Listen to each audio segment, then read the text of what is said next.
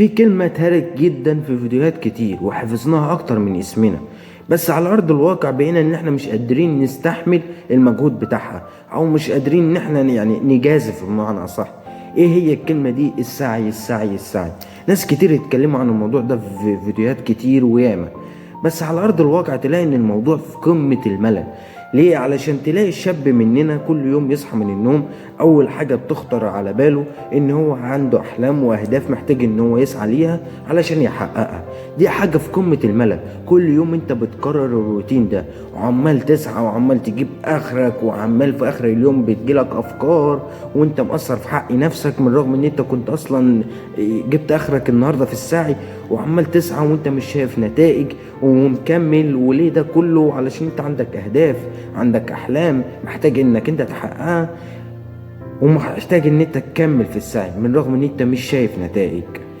ودي حاجة في قمة الملل، وقليل جدا اصلا من الشباب اللي هو بيستحمل الحاجة دي، او اللي هو بيدوس على نفسه وبيقاوم علشان يحقق حلمه ولا علشان يحقق هدفه بمعنى صح. بس دي نقطة تودينا لنقطة تانية. ايه هي النقطة التانية؟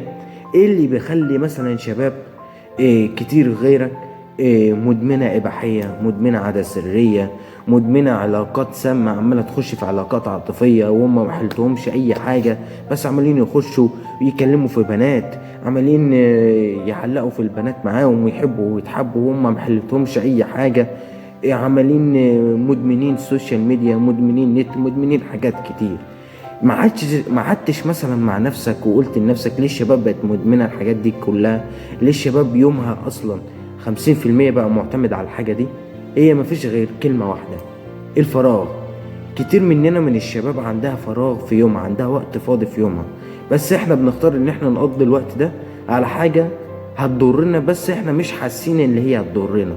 يعني بمعنى صح، الوقت اللي احنا فاضي في يومنا ان احنا مثلا بنصحى من النوم، بنشتغل، نخلص الشغل، بنروح ناكل اللقمة بتاعتنا، بعدين بنقعد شوية وبعدين ننام، نصحى، وهكذا. بس الوقت اللي احنا بنقعد فيه، حركة الساعة ساعتين اللي احنا بنقعدهم فيه، بنعمل فيهم كالآتي: يا اما نمارس عادة سرية، يا اما نتفرج على مقطع اباحي، يا اما نروح نتكلم في بنت ونبقى في علاقة سامة، علاقات عاطفية سامة واحنا مش جاهزين، يا اما نقعد على التيك توك، انستجرام، فيسبوك، ونبقى مدمنين سوشيال ميديا وحاجات من دي كتير. وشباب كتير بتعمل الكلام ده كله. تمسك اصلا التليفون بتاع معظم الشباب تلاقي ان السكرين تايم بتاعهم بالخمس والست ساعات على السوشيال ميديا. وتلاقي ان طب ليه احنا بنعمل كده؟ ليه احنا مش مستغلين الوقت الفاضي في يومنا؟ مفيش غير رد ممكن يكون قاسي شوية عليكم، ممكن انت مش تقتنع بيه دلوقتي، بس هو ده الحقيقة: بانك انت لازم تستغل الوقت الفاضي في يومك حتى لو انت مش هتشوف نتائج ليه لبكرة. بمعنى صح، انت عندك وقت فاضي في يومك، الساعة الساعتين مثلا اللي انت فاضي فيهم في يومك، بدل ما انت تروح تكلمي لي في بنت وعمال تحبي فيها وتتحب وانت اصلا مش ضامن ان هي في الاخرة تبقى ليك، وهي اصلا 90% في الاخرة هتغزوقك، وعمال تكلم لي فيها.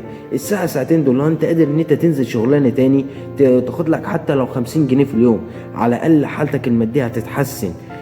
هتعمل قرش جديد، فلوس هتركنها على جنب للظروف، وهكذا. ساعة ساعتين ان انت فاضي فيهم في يومك قادر ان انت تنزل فيهم الجيم، تتمرن، تقوي من حالتك الصحية. ليه؟ علشان انت لما تيجي تكبر، مين اللي هيسندك؟ مين اللي هيشيلك؟ انت. فانت لازم تبدأ من النهاردة ان انت تقوي من حالتك الصحية، علشان لما تكبر تلاقي اللي يسندك واللي يشيلك وما تتحوجش لحد. الساعة الساعتين اللي انت فاضي فيهم في يومك، بدل ما انت تقعدهم على الانستجرام ولا التيك توك، انت قادر ان انت تقرا فيهم كتاب يتطور من العقلية بتاعتك، تفكيرك يتغير. قادر ان انت مثلا تاخد كورس، ممكن الكورس ان انت تاخده ده يقوي من السي في بتاعك، يخليك تفتح شركة فيما بعد في المستقبل تنافس شركات عالمية كبيرة. اديك انت شايف من يوم وليلة حال الناس بيتغير 180 درجة. فممكن الكورس ده يكون سبب بانك انت تفتح شركة كبيرة تنافس شركات عالمية. ممكن الكورس ده يكون سبب بانك انت تشتغل في شركة كبيرة ويبقى ليك اسم وليك كيان في المستقبل عظيم. ممكن انك انت مثلا تطور من حياتك حاجات كتير جدا. ممكن انك انت الساعتين اللي انت فاضي فيهم في يومك تقرا فيهم ايتين من القرآن، علشان تزرع لنفسك، ويعني تزرع لحالتك النفسية الراحة والاطمئنان، وبانك انت تكون عايش ومطمئن في حياتك، قادر بانك انت تستغل الوقت الفاضي في يومك، وقت فراغك، بحاجات كتيرة هتفيدك. مش شرط ان هي تفيدك لبكرة ولا انت تشوف النتائج بتاعتها لبكرة، بس بالتالي انت اصلا لما تيجي الوقت فراغك اللي انت بتقضيه في يومك وتستغله، انت اصلا ده في حد ذاته انجاز. انت احسن من مئات الشباب. مئات الشباب مقضيين الوقت الفاضي في يومهم على السوشيال ميديا، على علاقات سامة، على العادة السرية، على إباحية، على حاجات كتير جدا بتنزلهم لتحت وهم مش حاسين.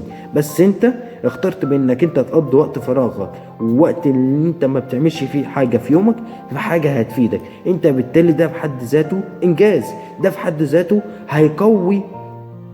هيقوي من نفسك، هيخلي ثقتك في نفسك تزيد، بدل ما هي مردومة في الأرض هتخليها تبقى أحسن. أنت بالتالي بتتعب، وإن شاء الله تعبك هيترد لك بكرة. كما تدين تدان، يعني أنت عملت خير عملت شر هيترد لك. فأنت بالتالي السعي اللي أنت بتسعاه النهاردة هيترد لك بكرة. فأنت بالتالي، وخلاصة الكلام في الفيديو ده، الوقت الفاضي في يومك، وقت فراغك، حاول بانك انت تستغله، ومش شرط بانك انت تشوف نتائجه لبكره. انت طول ما انت استغليت وقت فراغك في يومك، ده انجاز كبير في حد ذاته. ممكن الكلمتين ان انا بقولهم دول ممكن يكونوا قاسيين شويه، او في ارض الواقع صعب ان هم يتعملوا، بس حاول بانك انت تبدا، حاول بانك انت تكسر الحاجز ده، وحاول بانك انت تبدا تستغل الوقت الفاضي في يومك. ويمكن تكون طريقتي في الكلام النهاردة تكون قاسية شوية، بس سامحني. بس يا بخت اللي مبكاني وما ضحكش الناس عليا.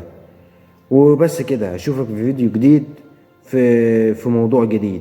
سلام.